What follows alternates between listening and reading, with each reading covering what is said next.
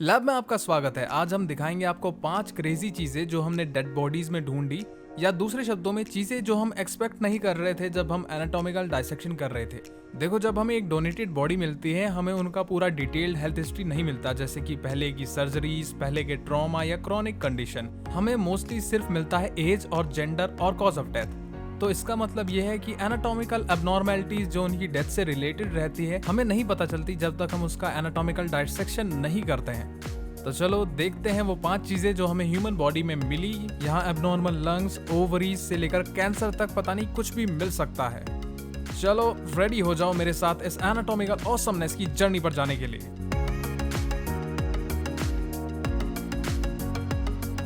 तो स्टार्ट करने से पहले मैं थैंक यू बोलना चाहता हूँ उन सबको जो अपनी बॉडी डोनेट करते हैं साइंस के लिए। हम स्टूडेंट्स को सेम वे में एजुकेट नहीं कर पाते अगर ये अमेजिंग एनाटॉमिकल गिफ्ट नहीं मिलते, और कभी कभी ये हमें हमारी उम्मीदों से भी ज्यादा नॉलेज देकर चले जाते हैं जो हमने सोचा भी नहीं होता। हम देखेंगे कुछ कूल एबनॉर्मेलिटीज। तो चलो नंबर 5 एबनॉर्मल लंग से स्टार्ट करते हैं। इस लंग या फेफड़े को यहाँ पर देखो, ये एक राइट लंग है। ये लंग का बैक साइड है, ये इसका लेटरल एस्पेक्ट यानी कि साइड है, और ये रहा एंटीरियर एस्पेक्ट ऑफ लंग। तो अगर मैं इसे अपने ऊपर रखूं तो ये इस तरीके से बैठता है विद बैक साइड यहाँ और फ्रंट साइड यहाँ।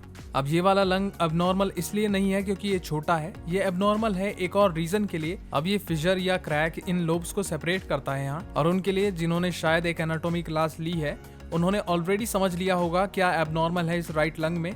पर अगर आपको नहीं समझा तो चलो आपको एक नॉर्मल लंग दिखाता हूँ। तो ये रहा हमारा थोरेसिक कैविटी या हमारा चेस्ट कैविटी डाइसेक्शन, और यहाँ आप देख सकते हैं हार्ट और उसका पेरिकार्डियल सैक यहाँ पर चलो देखते हैं लंग्स को। यहाँ सबको हमेशा लंग को पोक करना पसंद है क्योंकि ये अच्छा, घुशी और इलास्टिक फील करता है और इसमें हमेशा एयर रहती है। पर ये वाला डिफ्लेटेड है क्योंकि ये एक कैडेवर का है। ये रहा पहला लोब, ये दूसरा लोब, और अगर मैं इससे हटा दूं आप देख सकते हो तीसरा लोब नीचे जहां मेरी पॉइंटिंग फिंगर विगल कर रही है। इधर लेफ्ट साइड पे आपके पास है एक लेफ्ट लंग एक लोब के साथ। यहाँ अगर मैं इसे हटा दूं वहां नीचे आप देख सकते हो दूसरा लोब। उम्मीद है नॉर्मल राइट लंग देख के आपको एक हिंट मिल गया होगा कि क्या अलग है इस वाले में।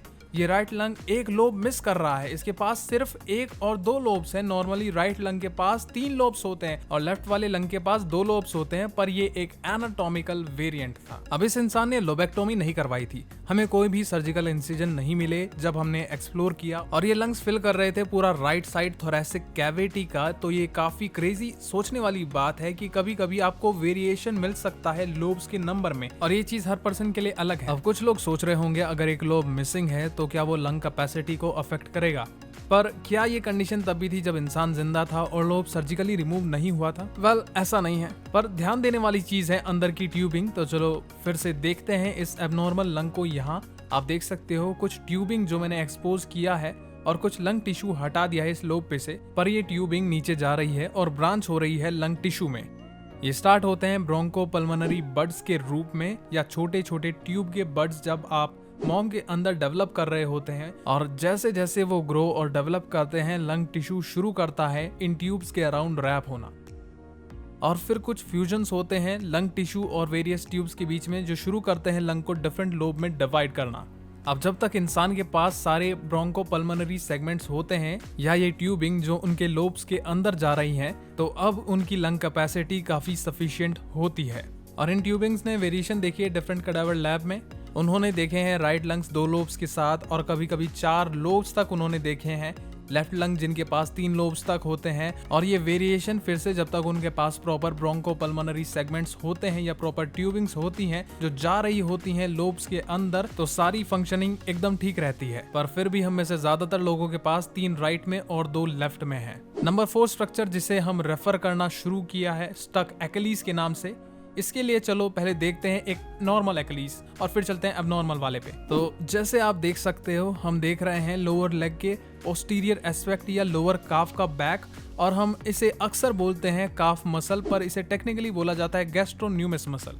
और फिर आप देख सकते हो ये अमेजिंग टेंडन जिसे बोला जाता है एक्लीज टेंडन, टेक्निकली कैल्कनियल टेंडन, पर ये लार्जेस्ट और स्ट्रॉन्गेस्ट टेंडन होती है ह्यूमन बॉडी की। और अगर हम पास से देखें तो शायद आप देख पाओगे फाइबर ओरिएंटेशन इन कोलेजन फाइबर का जो यहाँ पर है एक ही डायरेक्शन में, क्योंकि ये टेंडन बना होता है डेंस रेगुलर कनेक्टिव टिश्यू से, जो बहुत इंपॉर्टेंट होता है ताकि ये स्ट्रॉन्ग हो एक ही डायरेक्शन में। और फिर से ये रेगुलर इसलिए है क्योंकि कोलाजन फाइबर अलाइंड होते हैं रोज में यहाँ पर, और जब ये मसल कॉन्ट्रैक्ट करता है तो टेंडन हील को ऊपर की तरफ पुल करता है। अब देखो कितना ग्लोसी है ये वाला टेंडन मस्कुलोटेंडाइनस जंक्शन के ऊपर, और एबनॉर्मल एक्लीज में ये नहीं होता है। इसकी जगह हम देखने वाले हैं यहाँ पर ऊपर एक मेजर डिफरेंस होता है एबनॉर्मल वाले में। तो चलिए एबनॉर्मल वाली देखते हैं। तो एबनॉर्मल एक्लीज आई है सेम बॉडी से, बस दूसरे लेग से, और आप देख सकते हो ये रिलेटिवली नॉर्मल लेग लगती है यहाँ से यहाँ तक, जब तक हम पहुंचते हैं मस्कुलोटेंडाइनस जंक्शन तक। आप मसल बेली और टेंडन के बीच में यहाँ एक बहुत बड़ा फर्क देख सकते हैं। पर अगर मैं इसे थोड़ा सा रोटेट करूँ आपकी तरफ और आप क्लोजली देखें, यहाँ नाइस और ग्लोसी, फिर ये थोड़ा सा चेंज होने लगती है और टिश्यू बड़ी ही खुरदुरी सी और फटी हुई सी लगती है यहाँ से। और इस काफ मसल के मीडियम एस्पेक्ट का जो मसल बेली है वो नॉर्मल से ज्यादा ऊपर की तरफ स्क्रंच हो गया है, और ये वाला हिस्सा है स्कार टिश्यू, एक पार्शली रप्चर्ड एक्लीज टेंडन का। अब एक चीज जो इंटरेस्टिंग थी जब मैं डाइसेक्ट कर रहा था इस टिश्यू को, पहले मैं बता देता हूँ कि ये क्या क्या है यहाँ पर। ये व्हाइट टिश्यू है जिसे बोला जाता है फैसिया। अब याद रखो ये फैसिया है, नीचे तक जाता है लाइक स्लीव मसल और टेंडन मसल के ऊपर यहाँ। और यूजुअली फैसिया को मैं स्लाइड कर सकता हूँ कुछ ऐसे, और इसे जेंटली नीचे से पील कर सकता हूँ मसल या टेंडन से। पर इस केस में जहाँ टेंडन एक्लीज टेंडन रप्चर्ड था, ये कंप्लीटली फ्यूज था उस स्कार टिश्यू के साथ। तो मैं चाहता हूँ कि आप सोचो कि फैसिया मसल को सराउंड करता है, पर मसल को फिर भी स्लाइड और ग्लाइड करना पड़ता है फैसिया के नीचे। इस केस में जहां ये फैसिया रप्चर्ड था इधर, और टेंडन या स्कार टिश्यू उस रप्चर के साथ एक्चुअली फ्यूज हो गया था। अब सोचो कि क्या होगा जब ये बंदा खड़ा होगा, अपनी टोज पर उठेगा, ये ट्राई करता है स्लाइड और ग्लाइड करने का, पर वो फैसिया से चिपका होता है तो वो खींचता है। तो लाइकली जब ये इंसान जिंदा था उसके पास कुछ टेंशन और टाइटनेस हो रही थी, और इसी वजह से उसका रेंज ऑफ मोशन भी काफी लिमिटेड था। अब ज्यादातर लोगों का एक्लीज जब रप्चर होता है तो वो नीचे की साइड पे होता है, जो होता है थोड़ा सा लेस कॉम्प्लिकेटेड सर्जिकल प्रोसीजर, क्योंकि आप टेंडन और टेंडन को स्टिच कर सकते हो। लेकिन जब आप रप्चर करते हो क्लोज टू मस्कुलोटेंडाइनस जंक्शन, वो होता है थोड़ा सा मोर कॉम्प्लेक्स सर्जिकल प्रोसीजर। पर इस पर्टिकुलर इंसान के केस में लाइकली उसने सर्जरी नहीं करवाई, क्योंकि फिर से एक पार्शियल रप्चर था जो कि एक्सेसिव स्कार टिश्यू से हील हो गया। अब बचेगी बीन, क्योंकि आ गया नंबर 3 जो कि है म्यूटेंट ओवरी। तो एक फीमेल बॉडी से था, और जब हमने उसके ओवरीज को चेक किया तो सब कुछ नॉर्मल लग रहा था। पर जब हमने क्रॉस सेक्शन किया तो हमें एक बहुत ही वियर्ड चीज मिली, और वो थी एक अनयूजुअल ग्रोथ। ये वाली एक नॉर्मल ओवरी है, और यहाँ पर आपको सजाइटल कट दिख रहा है। यहाँ स्पाइन का रेफरेंस पॉइंट है, यानी कि लोअर पार्ट ऑफ स्पाइन, यहाँ प्यूबिक बोन है, और हम पेल्विक कैविटी के अंदर देख रहे हैं यहाँ यूटेरस है, और उसके आसपास हमें वो स्ट्रक्चर देख रहे हैं जिसे हम ओवरी कहते हैं। और आप कंपैरेटिवली देख सकते हैं कि इसका साइज कितना छोटा है। यहाँ ये एक बादाम के साइज का है, तो ये कोई बड़ा स्ट्रक्चर नहीं है। और हमें पता है कि ओवरीज एग्स यानी कि ओवा प्रोड्यूस करती हैं, और साथ ही एस्ट्रोजन और प्रोजेस्टेरोन रिलीज करती हैं। पर अब एबनॉर्मल ओवरी के बारे में क्या? तो चलिए दूसरी साइड देखते हैं। दोबारा से सजाइटल कट दिखा रहा हूं मैं यहाँ, और यहाँ स्पाइन है प्यूबिक बोन रेफरेंस के लिए, और यूटेरस भी दिख रहा है। पर ओ माय गॉडनेस, देखो इस ओवरी का साइज, ये नॉर्मल ओवरी से लगभग 4 गुना साइज में बड़ी है। और अगर वो बादाम था तो ये शायद गोदाम है, और मजाक नहीं कर रहा हूँ, लेकिन शायद ये हो सकता है कि ये PCOS से हो। और हाँ, इसी थ्योरी को कहते हैं पॉलीसिस्टिक ओवेरियन सिंड्रोम। और हाँ, इसी केस में ओवरी में बहुत सारी सिस्ट डेवलप हो जाती है और ये एनलार्ज हो जाती है। और इस बॉडी की डेथ वैसे ब्रेस्ट कैंसर से हुई थी। अब इसके बारे में मिक्स डाटा है, यानी कुछ लिटरेचर का कहना है कि PCOS ब्रेस्ट कैंसर का रिस्क बढ़ा सकता है, और कुछ स्टडीज कहती है नहीं। पर ये वाकई सोचने वाली बात है। अब ये साइज डिफरेंस देखना सच में क्रेजी है, और जो पेन हो सकता है उसका सोचना भी। तो लेडीज, आप वाकई बहुत स्ट्रांग है, और हम सब आपकी इज्जत करते हैं। मतलब मैं तो ये सोच भी नहीं सकता कि अगर मेरे टेस्टिस का साइज 4 गुना ज्यादा बढ़ जाए तो शायद मैं सिर्फ इमोशनल डिस्ट्रेस से ही मर जाऊंगा। अब नंबर 2 है कंफ्यूज्ड हार्ट। अब हम हार्ट को कंफ्यूज्ड क्यों कह रहे हैं? शायद इसलिए क्योंकि हार्ट बीट करना भूल गया है, यानी कि कंडक्शन सिस्टम या इलेक्ट्रिकल सिस्टम में कोई प्रॉब्लम है। और कभी कभी हम कैडेवर्स को ओपन करते हैं जहां पेस मेकर होता है, और इस पर्टिकुलर हार्ट में आप देख सकते हो यहाँ एक वायर है जो कि सिस्टम के पेस मेकर का लीड कहलाता है। और अगर मैं क्लोजली देखूं तो आप देख सकते हो कि ये वायर राइट वेंट्रिकल चैम्बर में जा रहा है, और फिर ये हार्ट के मसल से अटैच हो रहा है। तो जब ये इलेक्ट्रिकल इम्पल्स पल्स जनरेटर से मिलता है, जो टिपिकली चेस्ट में इम्प्लांट होता है, तो ये रेट और रिदम को प्रॉपर्ली कंट्रोल करता है।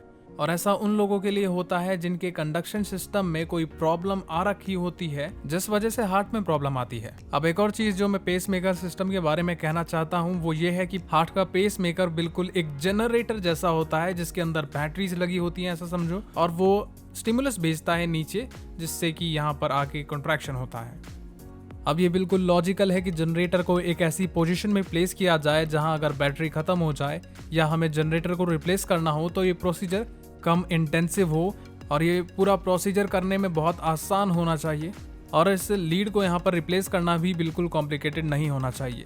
तो हम चाहते हैं कि ये सही जगह पे हो और रिलेटिवली परमानेंट वहां पर रहे, पर अगर हमें कभी जनरेटर रिप्लेस करना हो तो ये प्रोसीजर बिना किसी दिक्कत के सिंपली होना चाहिए। अब नंबर 1, कैंसर और विम्पी ग्रेटर ओमेंटम। तो आखिर ये ग्रेटर ओमेंटम क्या है? वेल, ये सवाल पूछने के लिए तुम्हारा शुक्रिया, क्योंकि अब हम इसे एब्डोमिनल कैविटी में देखने वाले हैं। अब जब हम एब्डोमिनल कैविटी के बारे में सोचते हैं तो हम जनरली गट्स या फिर स्मॉल इंटेस्टाइन सोचकर उसका हाल देखते हैं, लेकिन आप एक्चुअली ये एप्रन लाइक स्ट्रक्चर देख सकते हो जो स्मॉल इंटेस्टाइन के ऊपर पर्दे के जैसे पड़ा है, ये है ग्रेटर ओमेंटम। अब ये नीचे की तरफ से एक्चुअली अटैच नहीं होता, ये एक्चुअली स्टमक और ट्रांसवर्स कोलन के ऊपर अटैच होता है, तो आप इसे रिफ्लेक्ट कर सकते हैं ऐसे ऊपर और फिर वापस ला सकते हो। अब जब हमने पहली बार ये कैडावर ओपन किया था तो पहला थॉट यही था कि ये स्ट्रक्चर बहुत पतला है नॉर्मल ग्रेटर ओमेंटम से कंपैरिजन में, जो कि अच्छी बात तो बिल्कुल भी नहीं है, और ये लेफ्ट साइड पर शिफ्ट हो गया था। अब इसको सही से अप्रिशिएट करने के लिए चलिए एक नॉर्मल ग्रेटर ओमेंटम देखते हैं।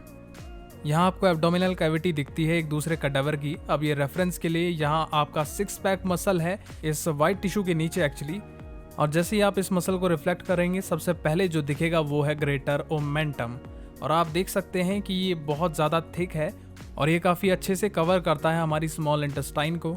और जो कूल बात है ग्रेटर ओमेंटम के बारे में वो ये है कि आप देख सकते हैं कि ये येलो टिश्यू से बना है, और ये yellow tissue actually energy store करता है, और इसी को हम एडिपोज टिश्यू भी कहते हैं। और इसमें लिम्फ नोड्स भी होते हैं जो एक्चुअली इम्यून फंक्शन प्रोवाइड करते हैं आपके बॉडी को। और एक और बहुत इंटरेस्टिंग बात यह है कि ये माइग्रेट कर सकते हैं, याद रखिए ये नीचे से अटैच नहीं होते, और इसी वजह से ये मूवमेंट कर सकता है, और जिस भी एरिया में ट्रॉमा या इन्फेक्शन हो ये वहां पर माइग्रेट कर सकता है। तो चलिए एक एग्जाम्पल देता हूँ। मान लीजिए ये छोटा सा स्ट्रक्चर अपेंडिक्स है और ये रप्चर हो गया, तो ऐसे केस में देखा गया है कि ओमेंटम इसके आसपास माइग्रेट हो जाता है और इस पूरे इन्फेक्शन को अपने अंदर कैप्सूल के जैसे रखने की कोशिश करता है ताकि ये और ज्यादा ना फैल सके। अब चलो वापस चलते हैं। ये रहा आपका वही एबनॉर्मल वाला ग्रेटर ओमेंटम जो थोड़ा पतला हो गया था, और इस वाली बॉडी की डेथ एक्चुअली कोलोरेक्टल कैंसर से हुई थी जो कि लीवर से शुरू हुई थी। और आप देख भी सकते हैं यहाँ पर कुछ अनहेल्दी नोड्यूल्स है जो कि लीवर में है, और इसी वजह से अनफॉर्चुनेटली इस इंसान की डेथ भी हो गई थी। लेकिन ग्रेटर ओमेंटम के बारे में कोलन और रेक्टम के कैंसरस नोड्यूल के साथ ये आइडिया है कि शायद ये ओमेंटम शिफ्ट हो गया था और लेफ्ट साइड पे मूव कर गया था। और कभी कभी जब लोग कीमोथेरेपी और इस तरह के ड्रग्स लेते हैं तो वेट लॉस बहुत ज्यादा होता है, और शायद उसी वजह से हमारे ग्रेटर ओमेंटम का जो एडिपोज टिश्यू है वो भी कंज्यूम हो गया हो, और शायद कैंसरस सेल्स ने इसे एनर्जी के सोर्स के जैसे यूज किया हो। शुक्रिया इस टूर को देखने के लिए जो ह्यूमन बॉडी में पाई गई क्रेजी चीजों के बारे में था। कमेंट करके बताइए अपने फेवरेट पार्ट्स, और अगर आपका कोई डाउट है तो आप मुझे कमेंट सेक्शन में पूछ सकते हैं, मैं खुद ही सारे सवालों का जवाब देता हूं। तो बस आज के लिए इतना ही। मैं उम्मीद करता हूं आपको ये वीडियो पसंद आई होगी। हमारे कुछ क्रेजी एनाटॉमिकल आर्ट वर्क्स आप पीछे देख सकते हैं, अगर उनको खरीदना है तो डिस्क्रिप्शन में लिंक है। मैं चला IPL देखने।